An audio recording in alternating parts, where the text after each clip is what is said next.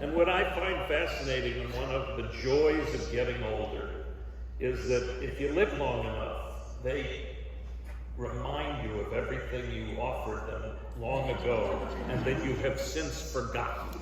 Yeah. What's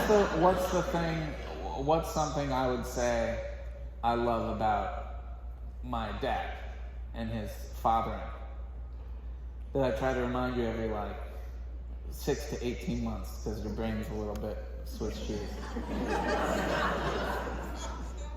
What's a thing I would say is so great about my dad as a father? That I try to change. No. No, wrong. No, I think the kind of conversation that we have every 2 years or 6 months is something along the lines of you having somewhat antiquated notions of a father and how they're supposed to have answers for their son, and these sort of masculine ideas of teaching the young people and knowing the path.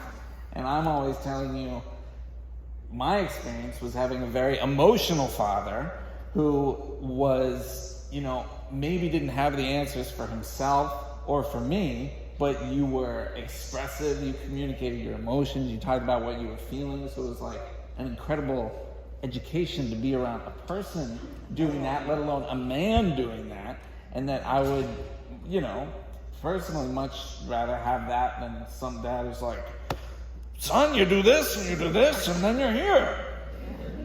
So that's, I had to remind you again tonight, so there you go. You're good for another 18 months. That was that famous, when Gideon's older brother Isaac was about 4 years old. We were on an airplane trip somewhere, and he was sobbing and very undone.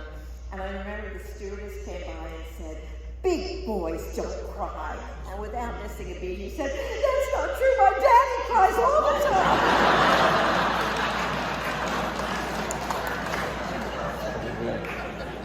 My favorite moment of that, which now I do remember, and I'll keep it private, but doesn't sound like you're about to. It will be. You'll see. Gideon and I were walking in front of our apartment building, and we were walking east. And he said, I want to tell you something. And we're walking down the street, and he said, I've come to your concerts for years. I've come watch you do all these things. And he would come over and over again. So he's the only person other than Kath that I take notes from. Because it does not just come once. He studies it, and they're very thoughtful suggestions. And he's always right. Most of it. And we're talking and we're walking, and he goes, "Look, I have goosebumps." And you could see them. His whole arm was filled with goosebumps. He said, "I watched you torture yourself so often, just beating yourself up for saying you're not good enough, wasn't good enough. And I was there, and I saw it, and I didn't know what you were talking about. And so I just realized that was worthless. And so it's not that I don't have difficult moments, but..." Is this me that you're saying? You're my voice he right said, he said, "It's not that I don't have difficult moments, but I don't beat myself up like you did." Whereupon I just lost. And I said that it was worth something. That you realized it was wasted life.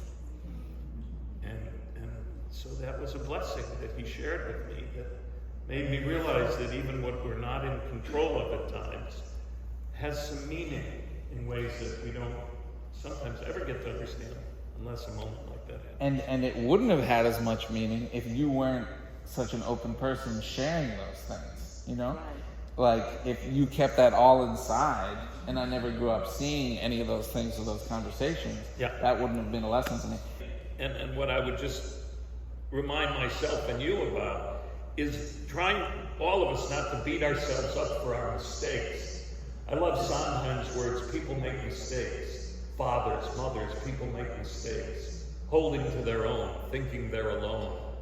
Honor their mistakes. Everybody makes one another's terrible mistakes. Witches can be right, giants can be good. You decide what's right. You decide what's good. Just remember, someone is on your side, our side. Someone else is not. And it goes on. It's called No One Is Alone from Into the Woods. And it's one of my favorite things he ever wrote. So beat ourselves up a little less, I think, because life is short.